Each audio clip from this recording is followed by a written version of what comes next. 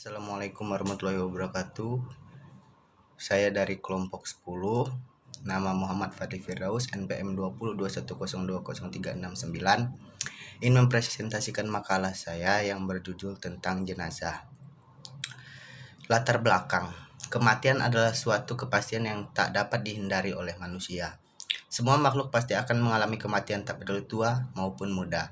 Kematian bagi seseorang yang telah menemui ajalnya, ini merupakan bukanlah akhir dari segala-galanya, melainkan adalah awal bagi kehidupan di akhirat. Sedangkan bagi yang masih hidup adalah kewajiban yang harus dipikul terhadap orang yang telah meninggal, di antara yang memandikan, mengkafani, mensolatkan, dan menguburkan. 2. Rumusan masalah. Bagaimana cara memandikan jenazah? Bagaimana cara mengkafani jenazah? Bagaimana cara mensolati jenazah? Bagaimana cara menguburkan jenazah? Apa itu tazkiyah? Apa itu ziarah kubur? Pembahasan pengurusan jenazah. Pengurusan jenazah merupakan bagian dari etika Islam yang diajarkan oleh Nabi Muhammad SAW kepada umatnya. Hukum dalam pengurusan jenazah merupakan fardu kifayah. Artinya apabila sebagian orang telah melaksanakannya, maka dianggap cukup. Akan tetapi jika tidak ada seorang pun yang melakukannya, maka berdosalah seluruh masyarakat yang berada di daerah itu. Ada 4 kewajiban bagi setiap muslim terhadap jenazah sama muslim, yaitu memandikan jenazah, mengkafankan jenazah, mensolatkan jenazah, dan menguburkan jenazah. 1. Memandikan jenazah. Sebelum jenazah dikafankan, maka yang harus dilakukan adalah memandikannya. Memandikan jenazah dengan maksud agar segala bentuk hadas dan najis yang ada pada jenazah tersebut hilang dan bersih, sehingga jenazah yang dikafani terus disolatkan telah suci dari hadas dan najis. Hal-hal yang harus diperhatikan dalam memandikan jenazah. Syarat memandikan jenazah. 1. Mayat itu muslim. 2. Lengkap tubuhnya atau ada bagian tubuhnya walaupun sedikit. C. 3. Jenazah tersebut bukan mati syahid, mati dalam peperangan membela agama Allah. Klasifikasi dalam memandikan jenazah. Klasifikasi ini bertujuan untuk memberikan perbedaan dalam memandikan jenazah. Hal ini disebabkan bahwa tidak semua jenazah yang ada atau harus dimandikan. Berikut 2 hal yang perlu untuk diperhatikan dalam memandikan jenazah. Jenazah yang boleh dimandikan. Jenazah yang wajib dimandikan adalah orang Islam dan orang yang meninggal bukan karena mati syahid di medan pertempuran. Jenazah yang tidak perlu dimandikan. Jenazah yang tidak perlu dimandikan adalah jenazah yang mati syahid di medan pertempuran karena setiap luka atau setetes darah akan semerbak dengan bau wangi pada hari kiamat. Tempat memandikan. Tempat yang akan diperlukan untuk memandikan mayat hendaknya tertutup atau aman dari pandangan mata. Bisa di dalam rumah atau di halaman rumah, namun dibatasi dengan tutup. Asalkan mayat dimandikan di atas divan agar mayat tidak mudah terkena percikan air. Juga dianjurkan membakar kemenyan di sekitar tempat memandikan untuk bau yang dimungkinkan keluar dari bayi mayat. Air untuk memandikan. Air yang dipakai dalam air mutlak, suci, mensucikan. Dianjurkan menggunakan air laut karena bisa memperlambat proses pembusukan. Namun bila berada di daerah yang sangat dingin atau di tubuh mayat terdapat kotoran yang sulit dihilangkan, maka lebih baik menggunakan air hangat. Persiapan sebelum memandikan jenazah. Sabun atau bahan lainnya untuk membersihkan tubuh si jenazah. Air bersih secukupnya. Tempat memandikan jenazah yang terbuka agak tinggi kuat serta tahan air. Handuk untuk meringan tubuh dan rambut si jenazah. Kapas, kapur barus, dan daun bidara atau wangian yang lain serta bedak. Kain kafan diperlukan untuk jenis kelamin tambahan jika diperlukan. Masker dan kaos tangan untuk memandikan jenazah agar terhindar dari kuman jika si jenazah memiliki penyakit. Orang yang berhak memandikan jenazah. Tidak semua orang berhak dalam memandikan jenazah. Hal ini dimasukkan untuk menjaga kerahasiaan aib atau cacat penyakit yang ada di dalam tubuh jenazah tersebut. Tujuan menjaga dan membatasi bagi orang yang ingin menjadikan jenazah adalah agar tidak terjadi fitnah yang dapat melakukan keluarga jenazah tersebut. Adapun orang yang berhak memandikan jenazah adalah secara umum. Bila mayat laki-laki maka yang memandikan laki-laki, bila perempuan maka yang memandikan juga perempuan. Posisi jenazah. Jenazah hendaknya diletakkan pada posisi yang paling memudahkan untuk dimandikan. Namun yang sunnah adalah jenazah didudukan agak miring ke belakang. Posisi ini memudahkan orang memandikan untuk membersihkan kotoran yang ada pada jenazah. Tata cara memandikan jenazah. Cara dalam memandikan letakkan mayat di tempat mandi disediakan. Yang memandikan jenazah hendaklah memakai sarung tangan. Dipakaikan kain basahan seperti sarung agar rautnya tidak terlihat. Injakan mayat terlebih dahulu. Kemudian siram dengan air yang bersih seluruh anggota mayat sambil berlapat niat memandikan jenazah laki-laki. Nawaitul gusla lihadzal maiti lillahi ta'ala. Lapatnya memandikan jenazah perempuan. Nawaitul gusla lihazihil maitati lillahi ta'ala. Siram atau basuh dari kepala hingga ujung kaki 3 kali dengan air bersih. Siram sebelah kanan 3 kali, siram sebelah kiri 3 kali. Kemudian memiringkan mayat ke kiri, basuh bagian lambung kanan sebelah belakang. Memiringkan mayat ke kanan, basuh bagian lambung sebelah kirinya. Lapat niat mewudukan jenazah laki-laki. Nawaitul wudu'a lihadzal maiti lillahi ta'ala. Lapat mewudukan mayat perempuan. Nawaitul wudu'a lihadzihil maitati lillahi ta'ala. Setelah selesai memandikan atau mewudukan dengan baik, dilap menggunakan lap pada seluruh badan mayat. Hal-hal penting yang berkaitan dengan mayat antara lain, selama memandikan diharamkan melihat aurat mayat. Hukum memandikan mayat adalah wajib, sedangkan niatnya adalah sunnah. Sebaliknya mewudui mayat hukumnya adalah sunnah, sedangkan niatnya wajib. Bila melihat kelainan-kelainan pada mayat seperti wajahnya bersih-bersih atau mengeluarkan bau harum, maka sunnah diceritakan. Bila sebaliknya, maka harus simpan, tidak boleh diceritakan. Mengkafani jenazah. Setelah mayat dimandikan, maka wajib bagi setiap mukmin untuk mengkafani juga. Hukum mengkafani jenazah muslim dan bukan mati syahid adalah fardu kifayah. Mengkafani jenazah adalah menutupi atau membungkus jenazah dengan sesuatu yang dapat menutupi tubuhnya, walau hanya sehelai kain. Dalam sebuah hadis diriwayatkan sebagai berikut: kami hijrah bersama Rasulullah SAW dengan mengharapkan keriduan Allah Subhanahu wa taala. Maka tentulah akan kami terima pahalanya dari Allah.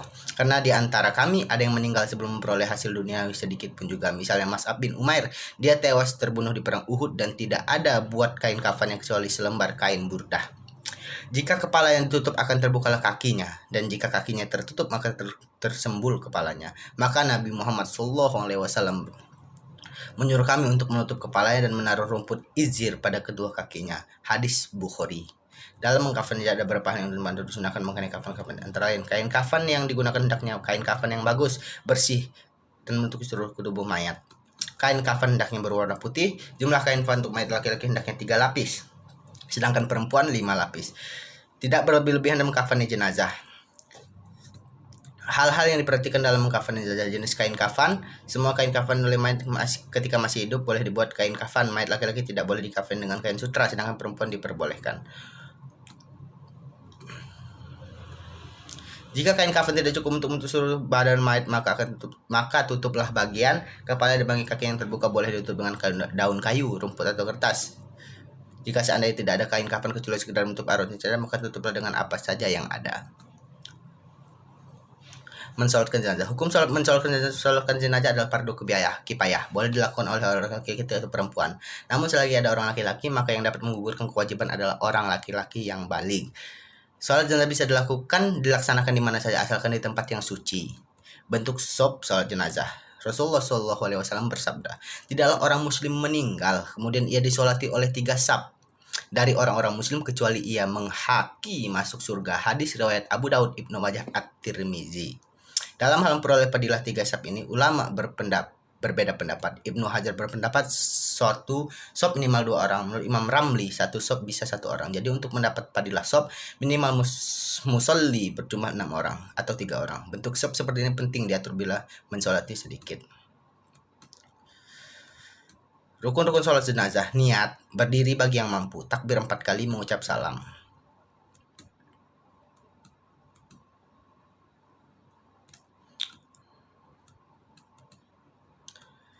Menguburkan jenazah. Pemberangkatan jenazah. Minimal jenazah dibawa dengan cara yang tidak mengandung arti penghinaan pada mayit. Adapun cara membawa yang sempurna adalah ketika mayit siap diberangkatkan memberi kesaksian bahwa mayit adalah orang baik. Mayit dibawa dengan memakai keranda. Seperti halnya saat dilahirkan, mayit diangkat-angkat dengan kepala di depan menghadap ke arah tujuan. Sunnah mempercepat langkah kaki lebih dari sekedar berjalan biasa, namun tidak dengan berlari. Membawa mayit hendaknya dengan sopan dan penuh penghormatan. Hukum mengantar jenazah ke kuburan sunnah bagi laki-laki, makruh bagi perempuan. Bentuk lubang kubur. Bentuk lubang kubur ada 2 macam. Apabila tanahnya keras, maka lebih baik terbentuk liang lahat, yaitu menggali bagian sisi barat dari lubang kubur sekitar cukup untuk tempat membaringkan mayit. Apabila tanahnya lunak atau berpasir, maka berbentuklah liang cempuri, yaitu menggali sisi tengah dari lubang kubur dengan ukuran bisa membaringkan mayit, dan sisi kanan kirinya diberi batu bata.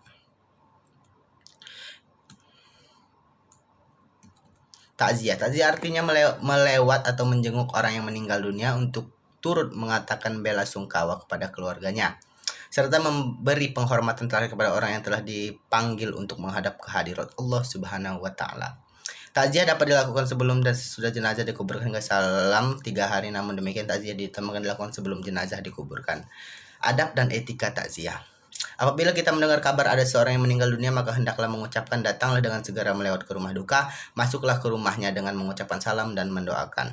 Pada saat taziah, hendaklah bersikap dan berpakaian sopan, hendaknya memberikan nasihat untuk tetap sabar dan tabah dalam menghadapi musibah. Hendaknya ikut mengerjakan sholat jenazah dengan ikhlas dan khusyuk. Apabila tidak ada uzur, hendaklah kita mengantarkan jenazah itu sampai selesai dimakamkan. Memberikan bantuan materi dan moral kepada keluarga yang ditinggalkan, termasuk memberi makanan karena mereka sedang mendapat cobaan. Hikmah takziah dapat meringankan beban keluarga si mayit, terutama dari segi mental, sehingga merasa sedikit terhibur.